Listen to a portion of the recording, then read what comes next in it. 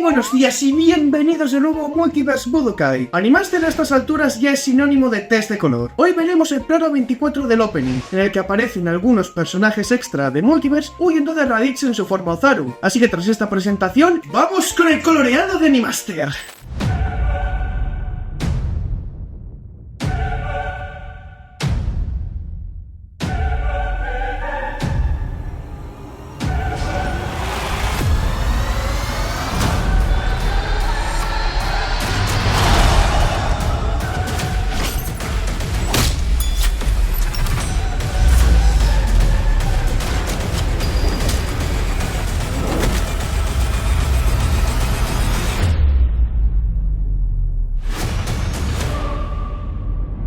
En el vídeo de hoy daremos por hecho que ya vieron este work in progress. Sigamos pues con la presente pieza audiovisual que les tenemos preparada el día de hoy. Animaster nos acompaña hoy con un bonito regalo a la audiencia, un test de color del plano 24. A ver si adivinan en qué plano se inspiraron para hacerlo. Vayan pensando de cuál se trata a medida que sigamos con el work in progress. El que no conozca la referencia de hoy tendrá que ir al oculista o tendrá que mirar la serie de Akira Toriyama de nuevo. Es bastante sencillo averiguar si eres un verdadero fan del Best of Shonen. En esta escena, Raditz, en forma Ozaru, destruye con su cola el estadio de los Vargas en el que sucede nuestro torneo multiversal favorito. Kat, Sid y un par de Vargas randoms huyen de ahí como alma que lleva el diablo para tratar de sobrevivir. Por el momento, Animaster redibujará la línea de algunos de esos personajes como de costumbre suele hacer. Todo eso para posteriormente colorearlos uno a uno. Veamos qué tal le va.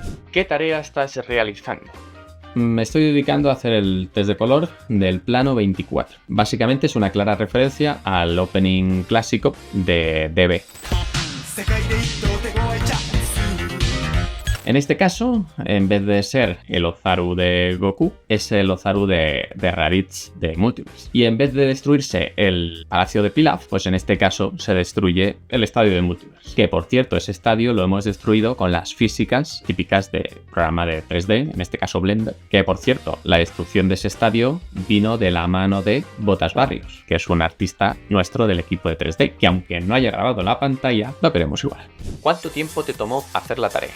Aproximadamente unas 11-12 horas más o menos, porque en este caso el test de color era bastante complejo y era bastante dolor de muelas. Había bastantes personajes que colorear, había VFX que hacer, había que hacer el estadio, es decir, no era para nada sencillo. Y además sin contar que tenía que tener en cuenta la profundidad de campo, que eso ya es otro tema que os explicaré más adelante. También tuve que redibujar algunos personajes y además improvisar también el humo de la escena.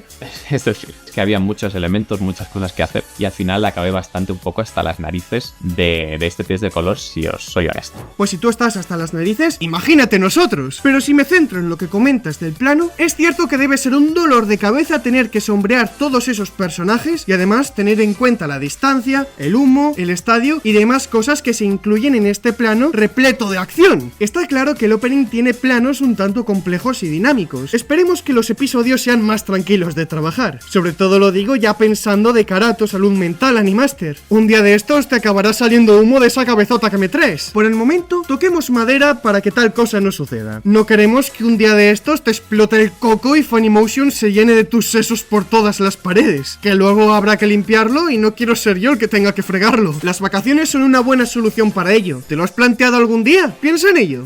¿Los colores que utilizas son los oficiales de DB Multiverse? Sí, prácticamente siempre me baso en los colores originales del cómic de DB Multiverse, cómic a color. Lo habéis visto sobre todo en las referencias que utilizo para dibujar. Y digo que me baso en ellos ya que siempre termino alterando bastante lo que es el color original, porque trato de acercarlo lo máximo posible a los colores originales de DBZ, ¿no? La paleta de color de DBZ. Pero bueno, sí, de todos modos trato de ser fiel a lo que sería el cómic a color de Sailor Gears. ¿Por qué al final del vídeo desenfocas y cambias los tonos tanto de Raditz como del estadio de Multiverse? Se trata de una ley artística, en términos de fotografía, que básicamente consiste en que una imagen tenga suficiente profundidad. Debemos crear una clara diferencia entre aquellos elementos nítidos y desenfocados que aparecen en escena. En este caso, los más cercanos son los más nítidos y los más lejanos son los desenfocados. Aunque bueno, podría ser a la inversa perfectamente. Esta técnica se usa en planos donde hay mucha distancia entre los personajes. En este caso, pues el estadio de Multiverse está muy lejos comparado con los personajes del principio que están corriendo. Es por eso que desenfoco un poquito a Raditz y al estadio de Multiverse. Y en cuanto a por qué les cambio el color y los pongo un poquito más azul, pues bueno, es básicamente por otra ley también que tiene que ver con la profundidad, que se le llama perspectiva aérea. Es una ley que lo que consiste es que cuando más lejos está un elemento de la cámara, más azul y más grisáceo tiene que verse, del mismo modo que cuando tú estás en el tren y ves el paisaje del fondo y las montañas se vuelven cada vez más azules y más grisáceas. Precisamente es por eso, por la perspectiva aérea que se está aplicando. Eso ocurre tanto en la realidad como en este caso en nuestro dibujo, porque hay diferentes capas de aire entre medio que lo que hacen es que ocurra ese efecto. De esta manera conseguimos que el personaje, en este caso Raditz y el estadio, se vean más lejanos, estén un poquito más lejos, con lo cual ayudamos a dar esa sensación de profundidad que también la damos desenfocándolos. Parece un poco complejo, pero luego Shans os lo explicará mejor. ¿A que sí?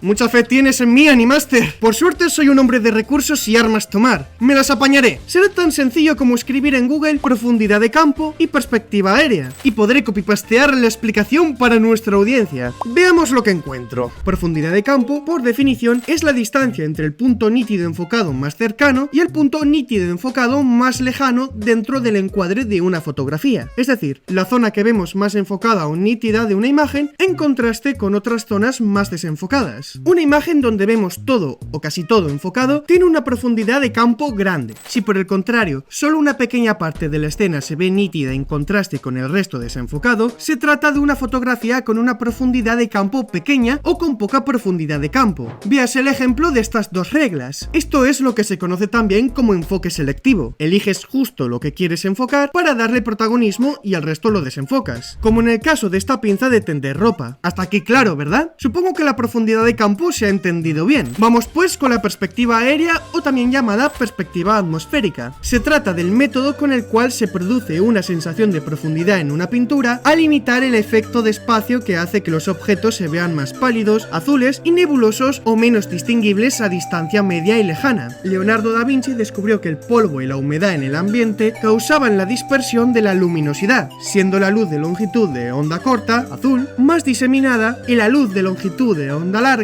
roja, menos esparcida. Simplificándolo mucho, vendría siendo este efecto en las montañas, pero en ilustraciones y pinturas como las que hemos mostrado antes. ¿Con esto queda claro el punto? Espero que así haya sido. ¿Estás satisfecho con el resultado final?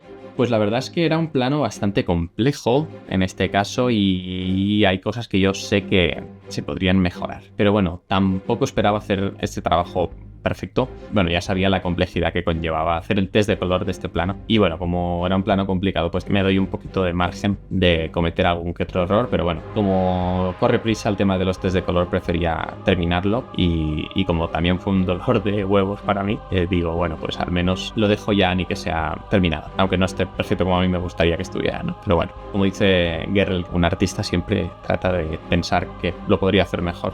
Pues sí, tiene razón. Eso, te das margen porque te costaba mucho, pero a los demás bien que les das látigo para que aprendan. Tendremos que buscarte un verdugo que te dé a probar un poco bastante de tu propia medicina. A ver si así aprendes. De momento nos conformamos con deleitarnos viendo tu test de color. ¿Qué les parece, audiencia? ¿Os gusta cómo le ha quedado? Si tienen algún consejo para que aprenda a pintar y no salirse de la raya, déjenlo en la caja de comentarios. Será bien recibido. Les agradecemos que siempre lleguen hasta el final de nuestros vídeos. Y de paso, les esperamos el siguiente fin de semana con un clean-up. Porfa, que sea un clean-up. ¿Qué es? ¡Wow! ¡Un test de color!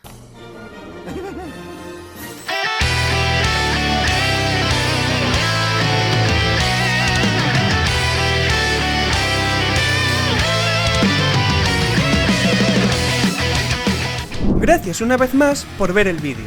Si te ha gustado, puedes darle like y suscribirte para permanecer informado. También puedes apoyarnos en Patreon.